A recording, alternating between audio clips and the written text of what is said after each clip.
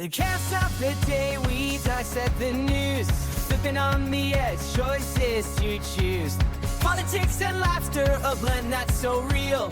Shooting for the stories that make you feel. With guests from every angle, let's bridge the divide. Finding the truth in the humor we can't hide.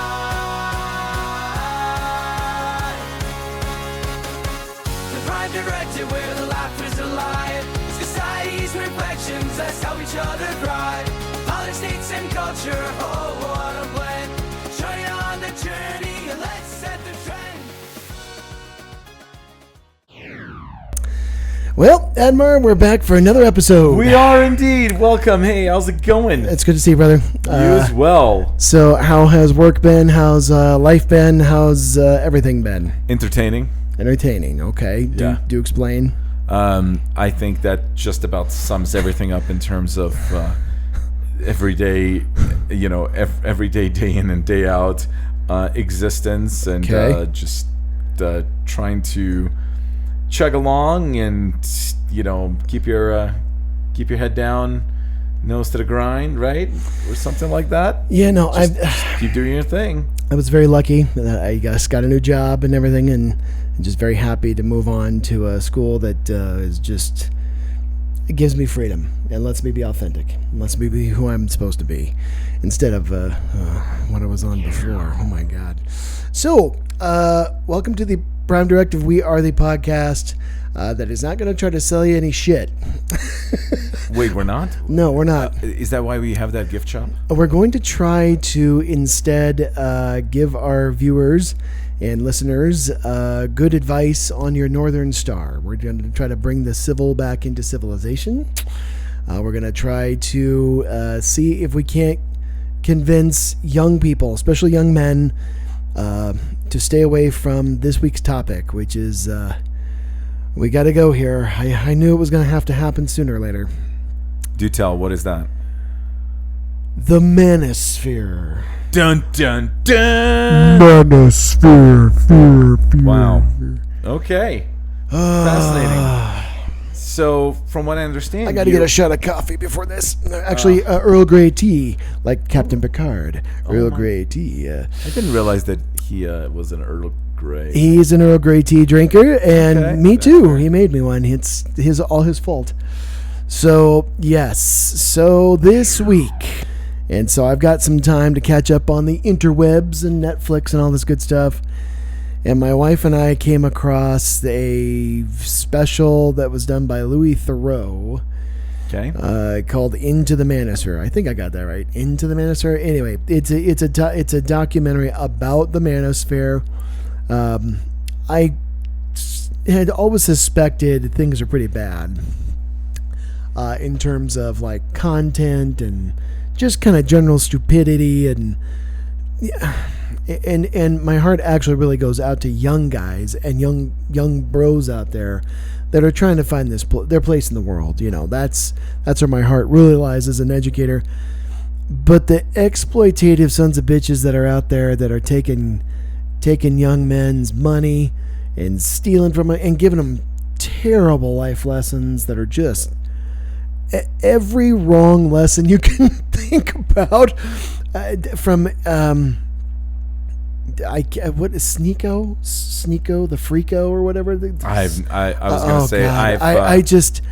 Oh my God, it was hard to watch. And some guy Tacky Ticky or Tacky Tyke or something like that. Oh God, who knows? Tacky. Yeah, somebody trying to become a Manosphere influencer and stuff. And just watching this thing was just painful.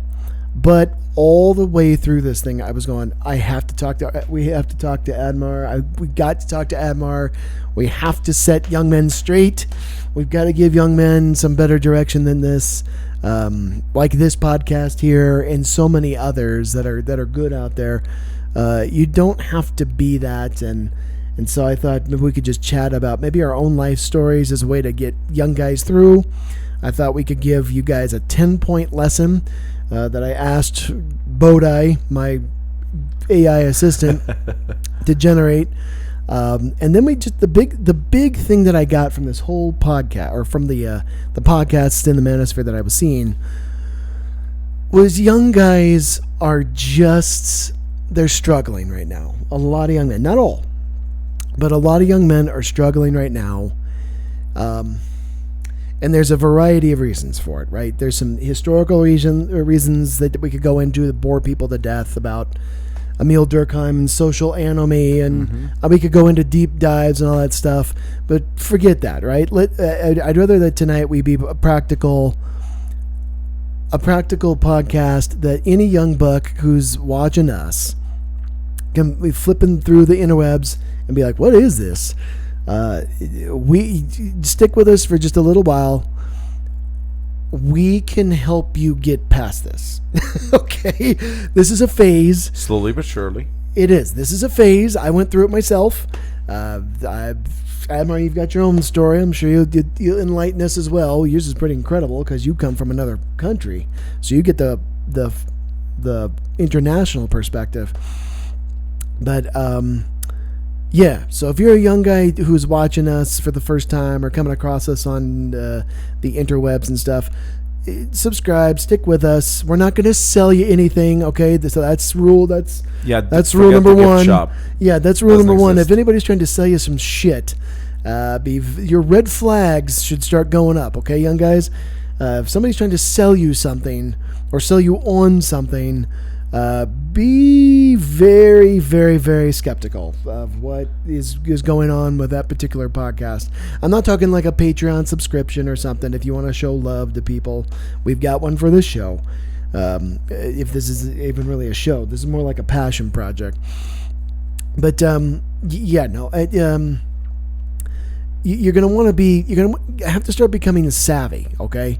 So as young guys who are coming up in a world that is filled to the brim with fake social media influence garbage, that we were chatting about that guy, that Taint guy or whatever, the Andrew Taint, is that his name? Yeah. Taint, yeah, something like that. Right. But know. Whatever his name is. He's a real asshole. No, but anyway. But anyway, we know where you are right now.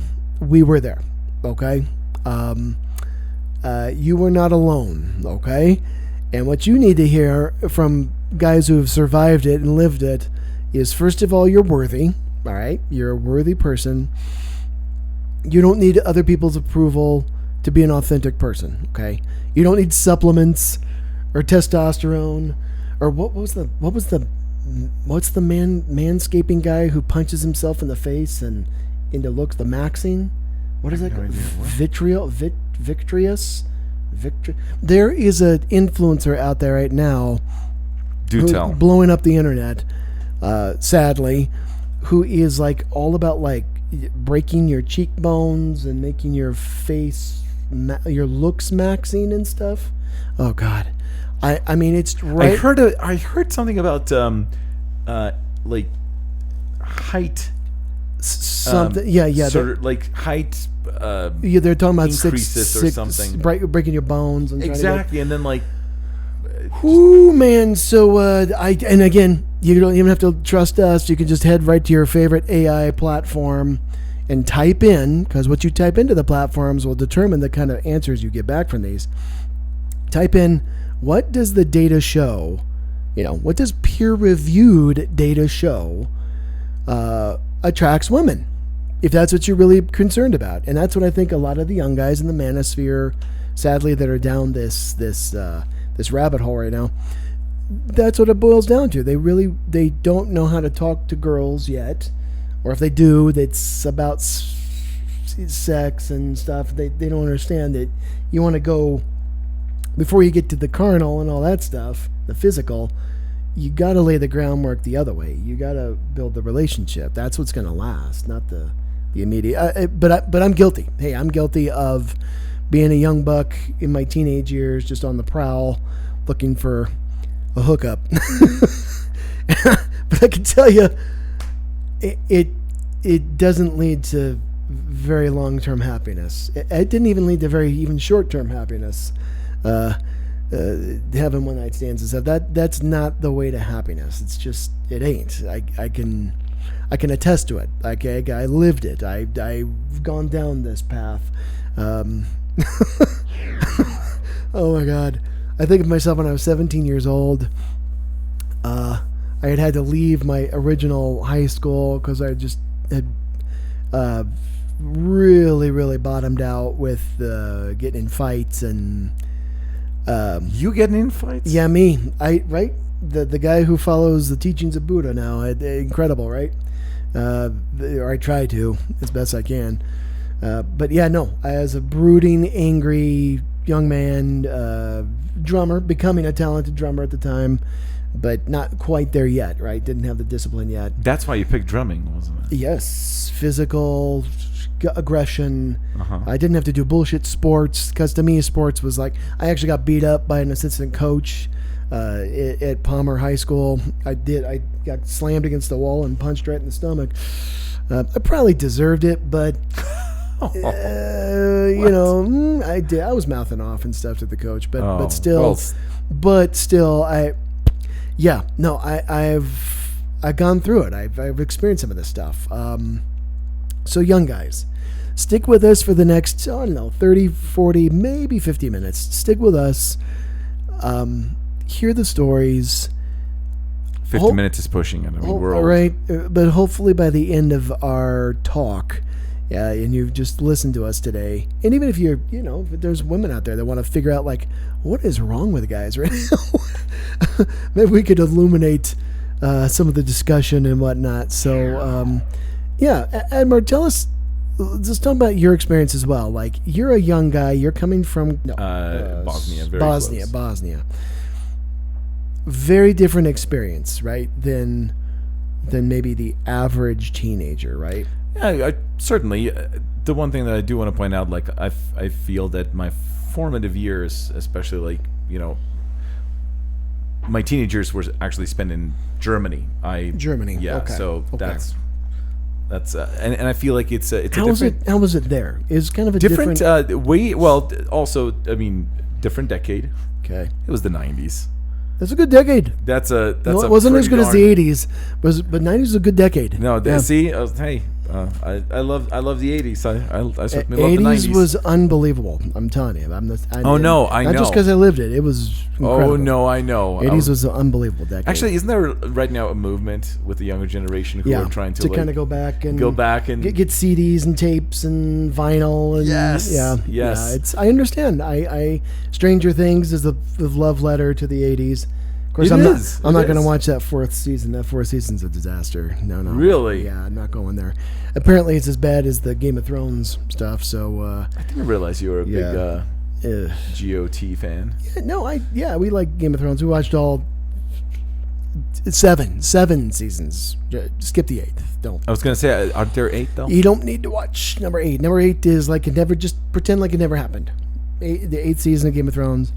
Same way with the Stranger Things. Just pretend 4th season just didn't happen. Just pretend it ended in season 3, and then you could just put it on the shelf and like the one thing that I definitely will give big props to Stranger Things is the music. Definitely. Yep. Definitely propping up the. Okay, so you've identified something that is a prime directive, something that is a truth that young people out there can help you get through anytime you're feeling down, and anytime that you feel unworthy, and anytime that you're having depression. The music, all right? Yeah. Music literally saved my life. It literally took an angry, brooding young man who had been kicked out of high school, and, well, I say kicked out. I was gently asked to go to another school, which I did. You were voluntold. You were politely voluntold. I was told, like, here's your choices, right? Like, you can be suspended for X number of days, months, years, whatever, or you could try to go over here. It's like, I think I'll take choice B. What's behind door number 2? But it turned out to be great. I got new friends. I got a new crew. I got to start over, and that's another lesson, is sometimes a change of location can really help as well. So yeah, music. If you're a young guy right now who feels awkward and weird. Start getting into the musical world of bands that speak to you. For me, it was Pink Floyd and AC/DC and GNR. I got into them. I liked them. They're hard edge. They weren't super great role models or anything, but I just like. I'm sorry, excuse you? Well, Axl Rose is not a role model? well, I like Slash. You but, govern your tongue. I got into a lot of the heavier metal groups too, and that was how I formulated myself and my brother. Wait, what heavy metal? Death metal stuff like really? Morbid Angel and Anthrax and Sepultura? Sepultura, sure. Got into speed metal for a while and stuff. And Slayer? Slayer was okay. Okay. Metallica too. I was more of a Ride the Lightning Metallica fan than the Justice for All fan than the later on the Black Album, which blew up and stuff. But I was more of a you were a purist. I was going to say you're yeah. Before they had the new bass player, but anyhow, music is a way to find your connection. And so whether it's whatever it is, Green Day or whatever speaks, it gives you a voice, it makes you feel worthy. So I highly encourage it. I highly encourage you to learn how to play an instrument. Don't just let the Would you AI say it broadens your horizons both spiritually? Sure. Yeah. No, you have to focus your mentally? brain, you have to focus your body, you have to focus everything. So it just helps. It just really, really helps. And in drums, you got to be athletic. You just got to your upper body, and you just got to work hard at it. Holding a guitar, you got to strap all around your back and hold this big piece of wood and learn the fingerings and everything else. And piano, whatever it is, it focuses you. It's a form of meditation. It's a form of self-love. It's a form of self-compassion, is to learn to play music and play well. I got me attention from my dad. I desperately wanted attention from my father figure.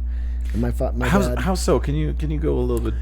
So can you describe it a little bit more? Please? Yeah. So my dad, God love him. God rest his soul. He passed away a few years ago. This is his teddy bear, by the way. I always keep that stuff, and I've got pictures of him over here. Big Al.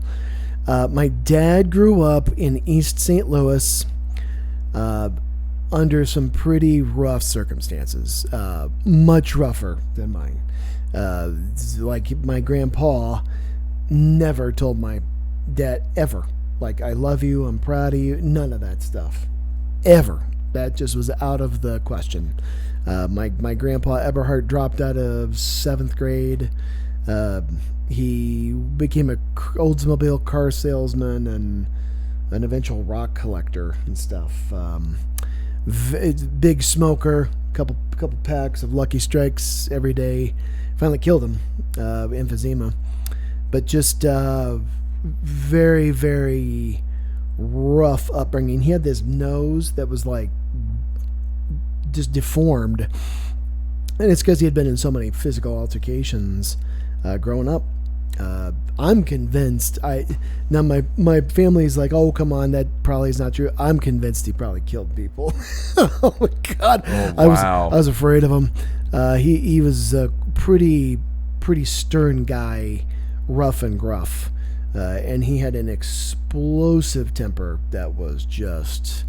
As a kid, I remember being scared to death of him because I was like, I just didn't understand. I'd never seen anybody pitch a mad raging fit and in public, like other people are scared of him too, like, call the police kind of stuff.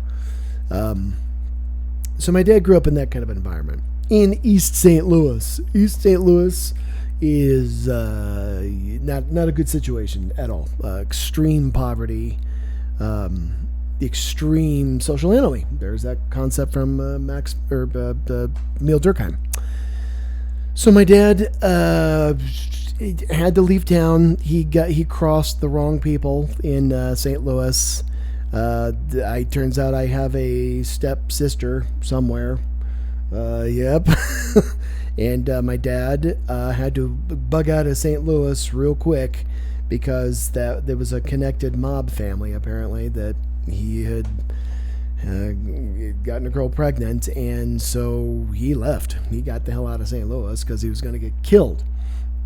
So he ended up getting into the University of New Mexico, where he met my mom eventually. But my dad was driven to be a good musician, and his choice of instrument was trumpet.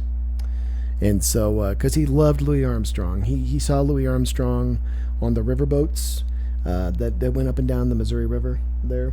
Wow! And so he saw Louis Armstrong, the ambassador of jazz, and I even got an award over there from his foundation and stuff. But my dad started finding his way through music. Music and his trumpet was a way that he was able to become something, rise up and become more than just what he was. And so my dad worked and worked and worked and worked and practiced and practiced and practiced for thousands and thousands and thousands of hours, and became one of the best damn trumpet players maybe in the world. Not just this area. I mean, he truly was a gifted trumpeter that could actually play two horns at once.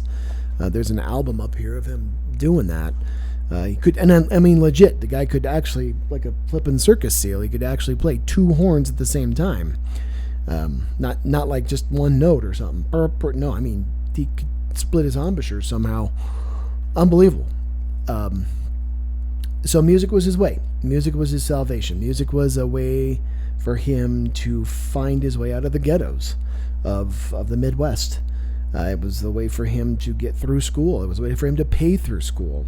It was a way for him to start a family. It was a way for him to, when he got enlisted and he got drafted, it was a way for him to stay alive. He was given a choice to, by the Air Force, he was given a choice. Well, you can navigate B-52 bombers over Hanoi during the height of the Vietnam War, or you can try out for this trumpet position out here in Colorado Springs. And he practiced and practiced and practiced and did his Brandenburg concertos and did it and got here. And I exist because my dad practiced. My dad practiced and loved music and focused on music. And so I exist because he stayed focused on that love, that passion. And I realize not everybody might have the eventual sheer ability to make a living at that level. But still, music it's a way forward. It's a way to find your way past the toxicity of some of the online community that is just giving you such bad advice. You know, one of the scenes in this movie, this documentary, was this guy, this influencer. He's got a half-naked woman sitting on his lap. This is how it starts. And he's like, you know, what the fuck are you doing with your life? He had a British accent. He must be a British guy or something. And it's like, it's clearly meant to trigger young guys into thinking like, you know, I'm a loser. Oh God, I don't have a naked chick sitting on my lap, you know, and I'm not sitting by a swimming pool or whatever. But it just, you know, it's clearly clickbait stuff to try to get young guys to just purchase. Well, I mean, from what I've seen, I haven't seen that documentary, but what I have seen is it's always this touting of this extravagant lifestyle, right? Luxury, constant flexing, luxury vehicles. Well, and real obsession estate about your body. It isn't just enough to be in shape or healthy. No, you've got to be jacked like Arnold Schwarzenegger or something. Or good luck with that. Right? Yeah. And so these guys take like massive amounts of steroids, and little do they know that stuff is linked to all kinds of problems. Right? If just Google, just do some Google searching on what steroids does to everything from your balls to your libido to your mental states to your longevity to your acne kidneys. Your kidneys, destroys your stomach. Oh my God, it rips up your intestines.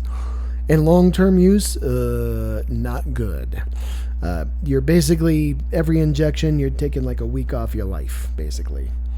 It's really bad. It's really bad. So anyway, So yeah, these guys constantly flexing and stuff, and you're like, what is this crap, right? Like, what is this? And so there must be a lot of young men out there right now, and I know the data shows that as well, who are just feeling lost, right? Lonely, lost.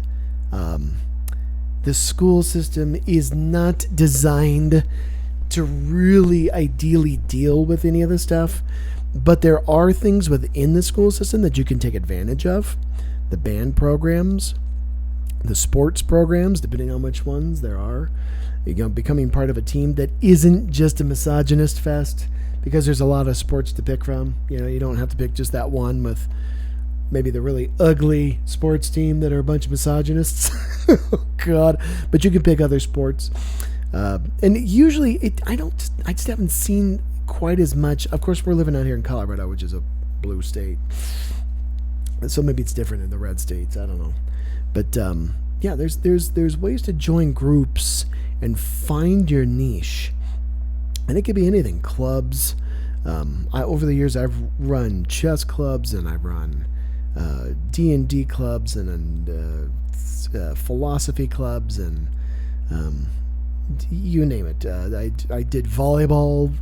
That was kind of a nightmare, but I was a volleyball coordinator one year. Yeah, there's ways to find your crew, and you'll know it, because when you find your crew, you don't have to fake who you are. You can just kind of be you, and you don't feel like you're going to get attacked, and you don't feel like you're going to be ridiculed. You can just be you. You can just be you. You don't have to constantly pretend or also defend yourself to just... Or prove yourself or flex or... Yeah, that is just such a sad place to be. And to stay there, it's very, very sad. So yeah. Young guys out there, if you're curious, okay, so you're curious about how do I attract a mate, right? How do I attract a girlfriend? How do I get a... So let's see what the data says, all right? So let's see. I was looking this up. These are the top, and this is backed by research, okay? These are the top things that make men attractive to women. Now, if all you did is you listened to the Manosphere, what do you think it would boil down to? What do you think? You need to be, I don't know, wealthy. Wealthy, right? It's you money. You need to have all the money, right? You're thinking, that's all that these women care about is the money, bitches. That's what they were saying on the Manosphere. These bitches, all they care. Well, that's not what the data suggests. That's also not my experience. When I met my wife, wait a second. I was dirt poor. You were not a billionaire? No. What are we doing here? No. And if you look at a guy like Elon Musk, he's got billions and maybe might be the first trillionaire, God help us. Does he look like he's real happy these days? Does he seem like a real stable, happy guy? Good dad? Oh, man. I'm not even sure. Yeah. What's he on? Is it 20th kid with the 30th woman? Man, God love you, brother. I hope you get the mental help you need out there. Good luck to you, Elon. You can certainly afford it, so please get some help. Okay, here it is. Top level reasons that are identified by this guy, David Buss, and all kinds of follow-up studies in 30-plus countries, okay? Number one reason that a girl might find you attractive, okay? Not your money. That's bullshit, okay? Number one reason? Kindness. Doesn't Scott Galloway talk about that, like, a lot? Kindness, and very, very closely associated with the kindness, emotional stability. You're not flying off the handle in a mad raging fit. You're not manic depressive. Or if you are, you're getting help. You're seeking therapy. You're seeking to talk to people. You're accessible. You're not trying to flex. Right? That's bullshit. You're kind. You're kind to animals. You're kind to people. You're kind to those who are weaker. Those who might be having a harder time. You use your strength to prop up the weak, to help weaker people who are struggling, and sometimes that's you. You show kindness. You don't just say it either. You donate to charity. You give your time and your effort to those less fortunate. Right? You teach. You get into a career that doesn't pay shit. but on the long run, what a resounding endorsement. But in the long Eric. run, it actually makes a huge difference in the world, in a way that maybe you never even thought of, and it transcends you. You volunteer at your church, you volunteer at your community center, but you show kindness. Okay, that predicts long-term relationship satisfaction, way more than looks, and crushes income. So money, no. Number 2, the second thing on this big study here. Again, you Google it. Google the name David Boss and works cited. Okay, 30+ country study, so America included. Number 2, what is it that women want from a guy? What is it that a young guy wants to focus on? So first, kindness. That's the number 1 trait in emotional stability, right? Kindness. Number 2, intelligence. And this is self-reporting, okay? Women don't want a dumbass. They don't want a guy who is a thug and does dumb stuff and does dumb shit and, might go cheat or might go, oh, hey, I'm going to go to a gambling site tonight and bet on the game and lose. Oh, I lost $30,000. Honey? Very unattractive. Right? Mm-hmm. So again, stability. So and think about this. Think like rationally, like in evolutionary contexts. If you're a woman in 5,000, 10,000 years ago, do you want the hothead? Is that who you're after? Was the guy who's running around the jungles like a hothead throwing spears? Well, actually, at other people? Isn't there plenty of studies that suggest that it's really the reason why humanity was so successful or why humans were so successful is it was survival of the friendliest. The survival of the friendliest. It was the people who could collaborate the most. That's right. And those people who could work together, create a community to look after each other and to protect each other and to... your brawn means very little. It just does. In an age of AI and lasers and spacecraft and future tech and technology rocketing off, it's good to be in shape. It is. It's good to go for a walk. It's good to go for jogging and run and be physically active and get cardio going. That sure makes you feel good. It's an endorphin. It's an antidepressant. But as far as like really attracting the opposite sex, no. Number 1, right? We got the kindness. Number 2, intelligence. Intelligence. And the best way you can show intelligence is through your competence. If you're a teacher, you're a good teacher. If you're a good firefighter, you're good at what you do there, or a good cop. Or if you're just a student, you're a good student. You take your studies diligently. Whatever it is, right? So intelligence and competence, right? Close by. Number 3, third most important thing according to all the research. Emotional availability. Now, that does not mean that you're crying all the time, but if you honestly can't cry, like if you get some really sad news and you can't cry in front of the people that you love, there's some problems. This is one I've had to deal with. I've had to work through this one myself. My inability sometimes to show enough emotion at the appropriate time. When my dad died, I had trouble. I shut down. I started doing shutdown stuff because I couldn't quite deal and comprehend with the idea that he was dying. Because he was only 73. I thought he was going to be around a lot longer. But yeah.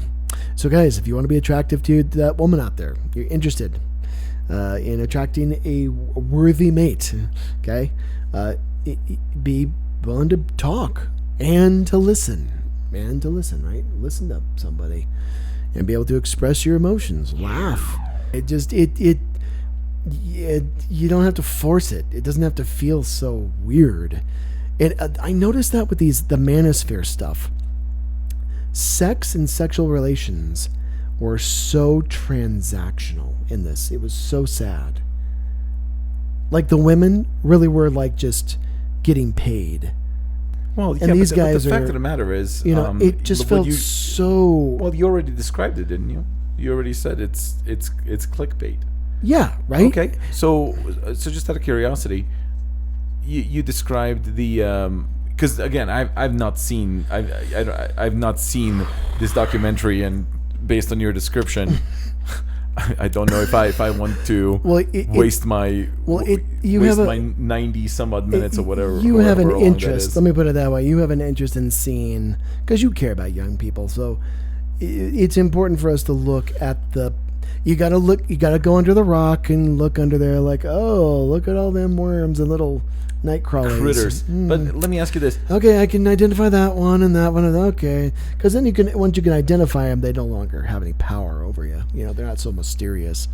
So, but talking about that luxury lifestyle, that made up luxury lifestyle. Yeah, they're renting Turo cars to appear like they have a Lamborghini. Okay, they're so basically this whole thing is clickbait. Yeah, they're renting the place that they're in for months, paying outrageous fees and stuff. And they're one guy was renting an apartment in Miami, and then he started in on hating women because it's the easy scapegoat to try to blame women for the way things are in society right now. So instead of looking at the top, they try to punching down kind of a thing. I hate that.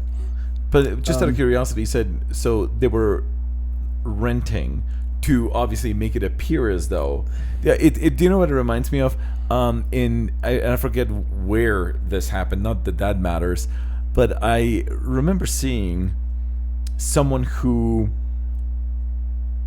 took the partial interior of a private jet, private jet, set it on a stage, and had essentially a big screen TV where the windows were, and would just play a video of a actual flight, and would rent that space to funny. Influencers, of course, to take pictures. Yeah. And basically they would, it would be aerial views of these extravagant vacation spots around the globe, And young people can't tell. Some young people. Well, can't it's tell not that you can't tell. Fake. It looks legitimate. Sure. And by the way, not to. If it's on TikTok, guys, it's not real. Okay, if it's on even us, or if it's on TikTok, it's edited and it's been processed. It just doesn't. It's not real. So I'm gonna have to go there. I can't believe I'm gonna have to go there. Didn't Anthropic just? Yes. They just shut down their video generating AI? Yeah, I was trying to talk with Claude today. I was trying to have a little conversation about this.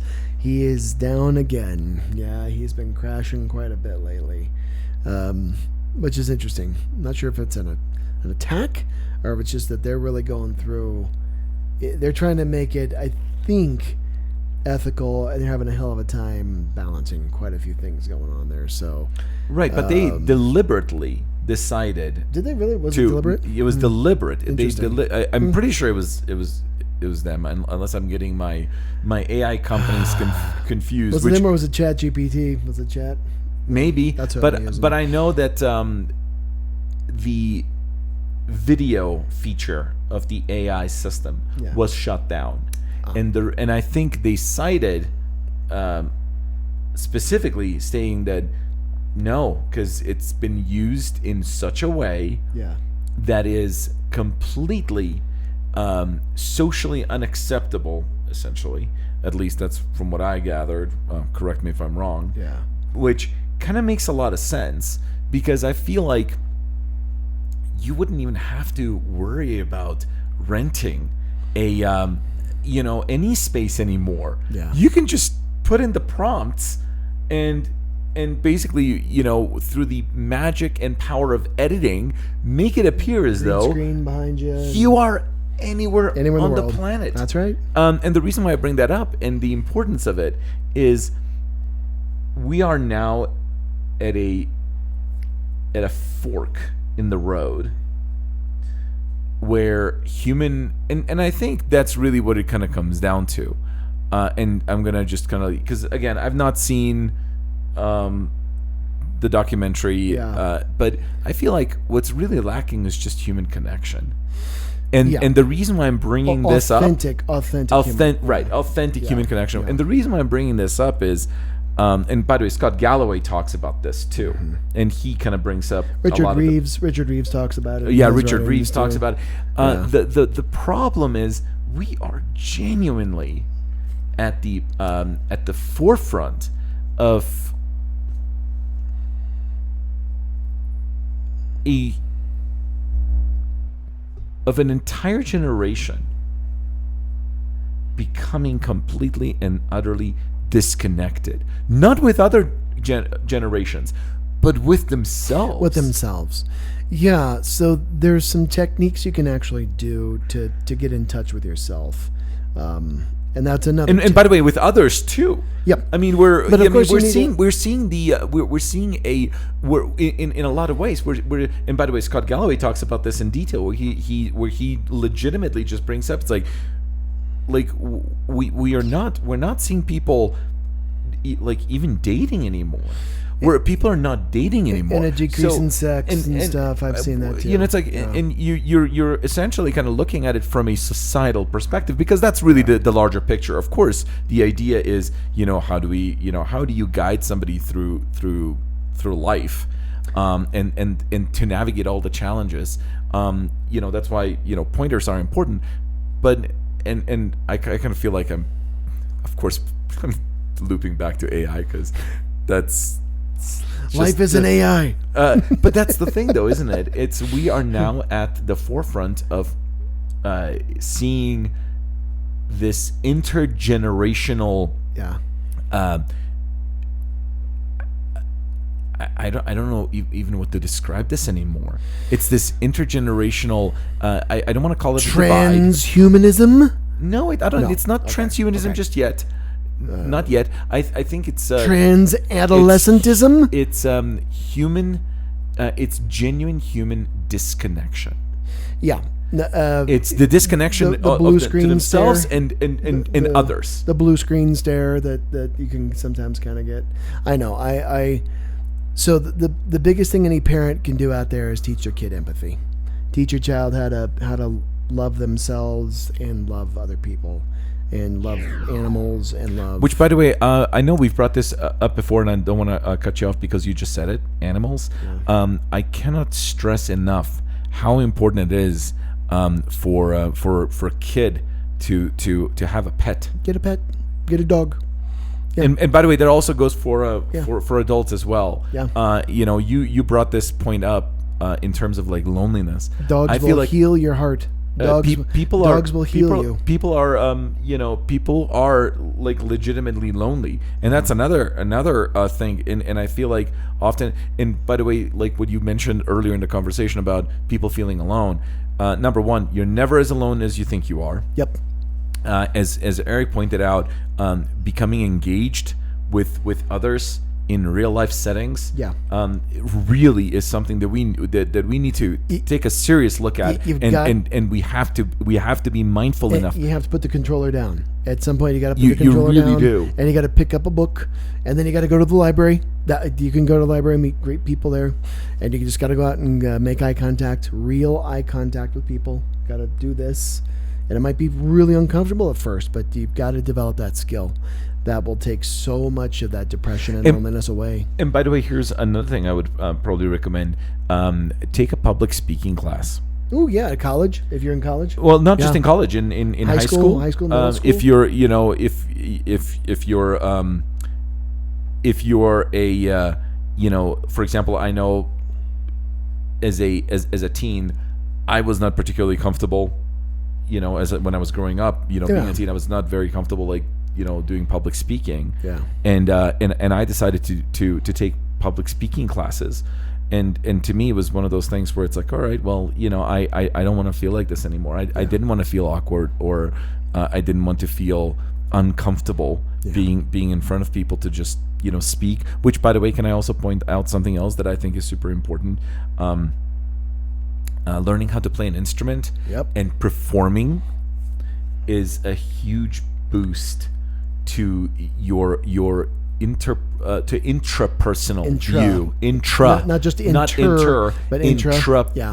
Personal view of a sense of accomplishment and a sense of bravery. And that's the other thing too. It's like, I think one of the biggest things is what a lot of people struggle with, and because we feel alone, and we are not willing to engage with others, because there is that sense of, well, if I, what if I make a fool of myself? Or, it's like, okay, well, if you did, okay, it's fine. It's like Scott Galloway talks about this. He's like, hey, you can, for example, ask someone out. If they say no, you'll be fine. Yeah. You'll be fine. And isn't it interesting that Scott Galloway... That rejection aspect is super important. And by the way, I think learning to deal with rejection really is helpful, like, down the road. Yeah. Because it's not just the... Because I feel like it's going to happen. It's going to happen. And it's going to happen again and again and again. Exactly. And in the quote-unquote, in the real world. And you got to be resilient. Right. Because it does build resiliency. Right, that which does not kill you makes you stronger. Nietzsche. And the idea is, it's like, from a societal perspective, these are real, genuine, significant issues, especially as we are now looking at the forefront of having this incredibly technologically advanced entity. Mm-hmm. That we are going to have to learn to contend with. Yeah. And the idea behind it is exploitative too. It'll zero right in on your psyche and it'll psyops you. And that aspect of resilience becomes a real thing. Yeah. No, you're going to have to. The algorithm will take over your mind if you let it. It will send you down the Mad Hatter rabbit hole. It will send you down there. And that's why, it's like, when we talk about this, it's like we're talking to the young generations. Yeah. And it's not just about, it's like there's for me it's a broader perspective. I know we started talking about this documentary about the Manosphere and all that, but I'm just kind of looking at it like from a broad spectrum. That's something that I'm mostly kind of concerned about in terms of where are we going? Where are we going societally? Yep. And how do we solve some of these? Well, we gotta address the issues that the young guys are having right now if we're gonna get anywhere near a utopian future. I mean, you gotta walk before you can run, then you gotta run before you can jump, and you gotta jump before you can fly. You gotta fly before you can rocket. You gotta rocket before you can warp speed it, and then you gotta warp speed before you can. By the way, this is not a reference to Star Trek. No, it is not, because then you gotta fold space, and that's not a reference to Dune. And then we gotta after fold space, you can transverse time and all that good stuff. Transverse time. Okay, so to finish out the list, okay, the fourth most important thing. Are there 4 things? There's 5, I think. 5. Okay. So the fourth most important thing that you can do to attract a mate is to have commitment and dependability. And the way that they put it through is, the way they described it is loyalty, consistency, and will you still be solid when life gets hard? It's okay to feel. It's okay to fall apart. But, are you going to be there, right? Again, a woman wants stability. And then that leads to number 5. But then this leads to number 5. Number 5, finally, is your social status and your ambition in context, not your net wealth. Okay, so not your money, but it's your social status. So a woman is going to take a look at you the way Liesl did at me. She's going to ask herself, where's this guy going? Right? She's going to be like, what is his career trajectory? Do I see commitment? Do I see that he shows up on time? Do I see that he's working on a resume? Do I see that he didn't have a... When I met Liesel, I was living in the basement of my parents' house. I was 21 years old. I was trying to finish up my first bachelor's degree. We happened to go to the wrong classroom together. We ended up sitting next to each other, completely random. There was nothing forced about it. Yeah, I had a mullet. 25. 25. I was complete with mullet, and I also, oh God, and I was wearing these like sockless shoes, these Don Johnson loafers. I was trying to still imitate my Don Johnson. No. Oh, Don God. Johnson is the. Oh, by man. the way, did you hear about the reboot? I did. I heard. But, For one, if Oh, anybody's funny. wondering, which by the way, just I have to. I have to. Sorry, Speaking I of have ADHD. I had no. I have to share this. Oh my God. That final scene in the original Miami Vice. You remember the Yep, Miami he and Tubbs are skyline? there. Yep. Yeah. Tubbs and him are on the. Yep. They're on the. It was a Ferrari. It was a pier. Yeah, it was a Ferrari Yeah, Testarossa. It was okay. it was a Ferrari Testarossa. Okay. That scene right there. I actually walked up and down that stretch. That's crazy. Yeah, and let me tell you, it was lovely. It That's was funny. marvelous. That's awesome. Anyway, just thought it. Okay. Okay, so it's not your money. Money It's your Ferrari. Money will come. It's not your Ferrari. Don't listen to this guy. It is context dependent ambition and status. So, yeah, like a woman is. You could have $1 million, but then she could be like, yeah, but I see you wasting $50,000 a night at the strip joint. So I know that ain't going to be sticking around very long. So, yeah, women aren't going to stick around for that very long, right? There's not going to be a whole lot of commitment there, right? So, so anyway, those are the five. The five, and order again: your kindness with emotional stability, your intelligence and competence, your emotional availability, your ability to be an empathic person, okay, your commitment and dependability, and then last, your social status, and then the ambition and trajectory of like your career and stuff. Last, that's fifth, most important. So, physical attraction, yeah, it's necessary, right? I mean, you want to be attracted to a person, so it's true. There's a physical aspect to it. I mean, we are evolutionary creatures. We're designed to be attracted to each other. So is maybe this where you not would... to others, but that isn't the deal breaker. That for women, for men, that's not true. For men, looks is way higher up on the list, but for women, your looks aren't way high up on the list, and it isn't your money either. Remember, guys, it's not your money. It's the social status and the trajectory of where you're in, your stability, that kind of stuff. And most of all, your kindness. Are you kind?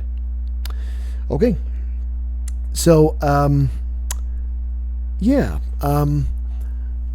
Thinking about how young guys can deal with this stuff. Be patient. That is so hard to say. God, you don't... Rome was not built overnight. Well, and I can tell you this: you're not gonna make a couple $1,000,000 or more, usually, overnight. That's not how it's gonna go. I mean, it's possible. Those are outliers, though. Yeah, very small outliers. Right, but the it's vast possible. majority of people who are gonna end up having... I'm sorry. Are you suggesting that the society that is essentially built on instant gratification is somehow going to have to like develop a certain level of patience and boredom to achieve the long-term goals? What are you suggesting? Slow and steady wins the race. Slow and steady, okay?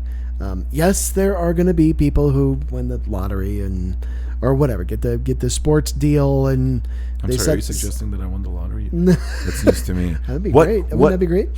But no, it really is slow and steady. Roth IRAs every month, dollar cost average into a Roth IRA, into a boring S&P 500 fund a boring Vanguard, Fidelity, Schwab. I'm in a NASDAQ 100 fund, so I'm more aggressive. But every month, dollar cost average what you can in there, and then just forget it. You just keep it. And you know what? It's actually kind of interesting that you say that, because I feel like I feel that, oh my goodness, now I feel like we're just gonna take another a nosedive in the road, nosedive into the greater aspects of economics. Most young people today,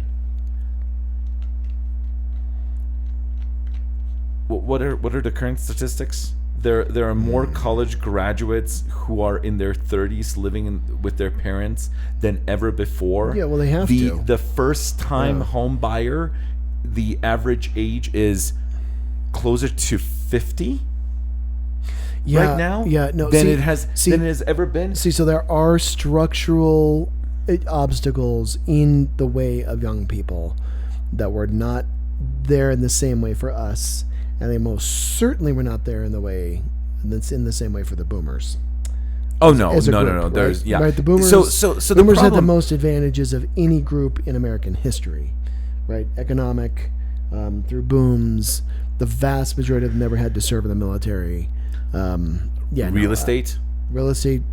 What is everything? I mean, according to the CBO, the Congressional Budget Office, the biggest driver of societal wealth really it comes from real estate. Your house. And basically, what is the difference between the well-to-do and the not well-to-do? What is the biggest home variable? ownership.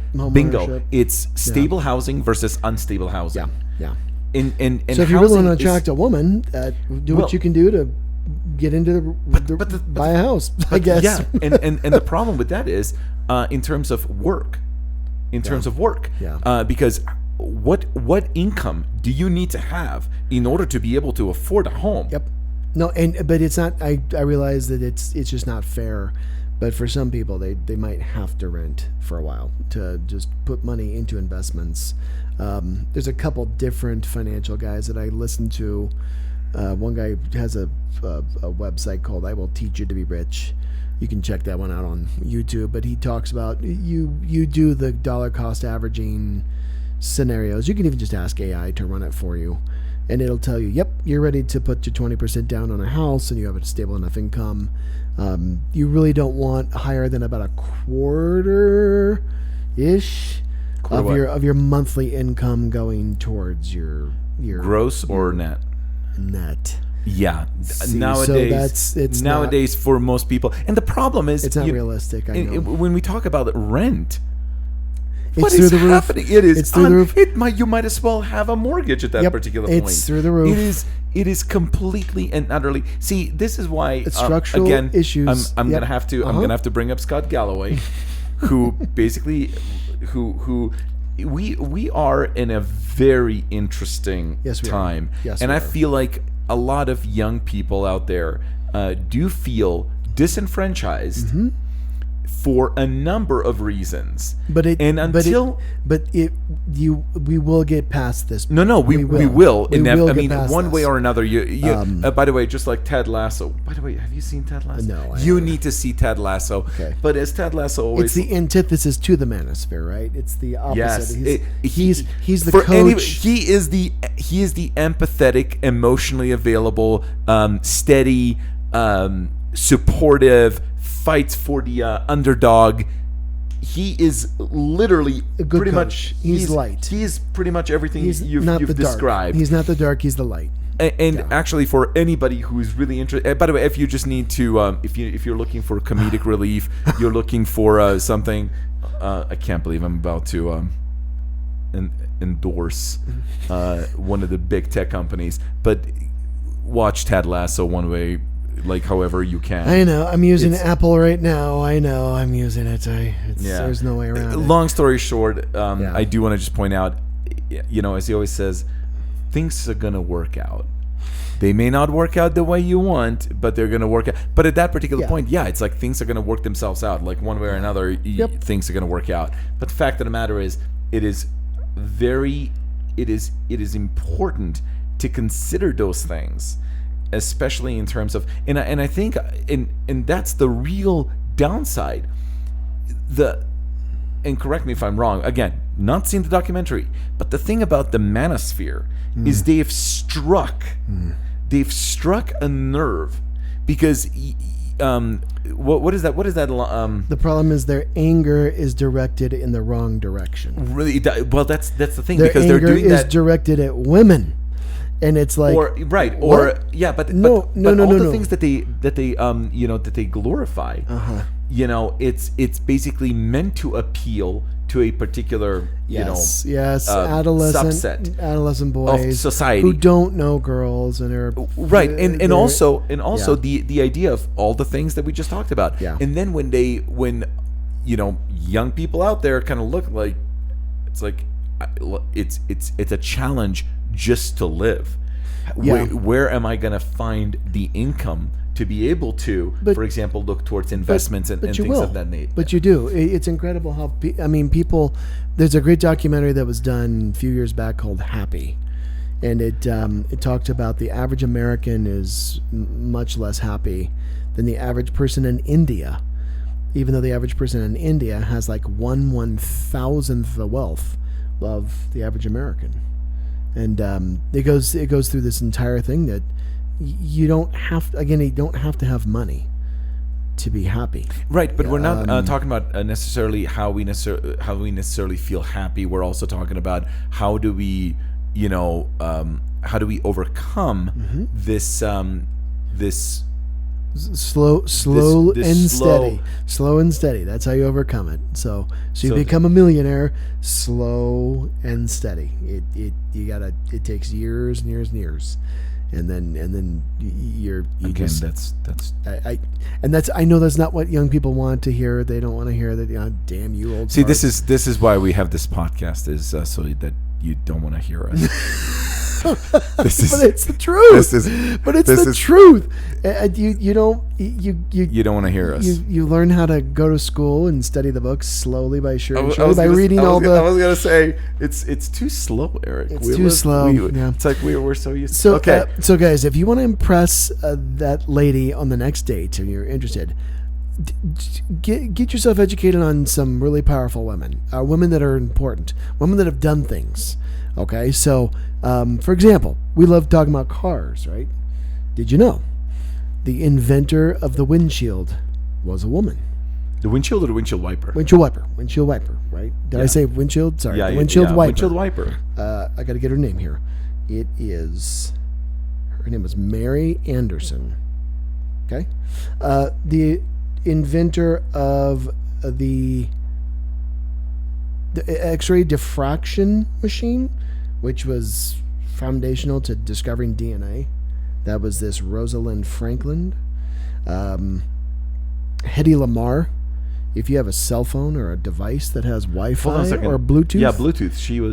She created Bluetooth. Yeah. Hedy Lamarr, the actress. Mm-hmm. And she was an incredible engineer. And she was hot too. Where's Liesl? I need to tell her about the comments you've just made. I've always been into intelligent women. Ada Lovelace, the first to conceptualize the machine that executed general purpose algorithms. Essentially, Ada Lovelace invented the idea of the software before computers even existed. You ever hear about her? No. By the way, what is the name of the medical researcher and doctor that came up with mRNA vaccines? That one was Marie Curie? No, that was radiation, right? That was yeah. Was Marie Curie the radiation? This was much more recent. She was actually she developed mRNA vaccines, or the groundwork. Was it Florence Nightingale? No, this is she was in public health. I think this woman actually is from Romania, Bulgaria. Okay, I'll tell us in the interwebs in the comment section who that is. Look it up real quick. All right, here's one more. This one blew my mind. The inventor of Kevlar, Stephanie Kowalik. She invented Kevlar body armor used by our military troops. She invented it. Big tough guys running around right in the military. You ever get shot? Well, you can thank a woman for saving your life if you survived. Yeah. Yeah. So, I mean, Marie Curie, that was radioactivity. I mean, there's just, well, and even beyond that, women represent 50%, a little over 50% of the population. What, you got to get to know them because they are the creators of life. I mean, yes, it takes two to tango, but they're the ones that carry a life to term. They're the ones that have to endure birth. And then they're the ones that bring every man and woman and everybody into the world. So, until AI takes over. Until it's the Matrix. Until it's all the Matrix. We're just batteries. Oh no, we brought the Matrix up. Not the Matrix. Not the Matrix. The red pill Manosphere. Here we go. Well, on that on that note, I guess thank you for listening to just two a couple of guys that are not the Manosphere. Two boring old farts. Too boring, slow, dudes. Steady. Yeah, I was gonna stable, say employed, not emotionally stable. I think. Yeah. Guys, be okay. I'm gonna call Lisa. I'm gonna. All right, we'll see you guys. Okay, in the we'll next see you episode. later. Bye. Prime Directive's calling, so let's pass a beer.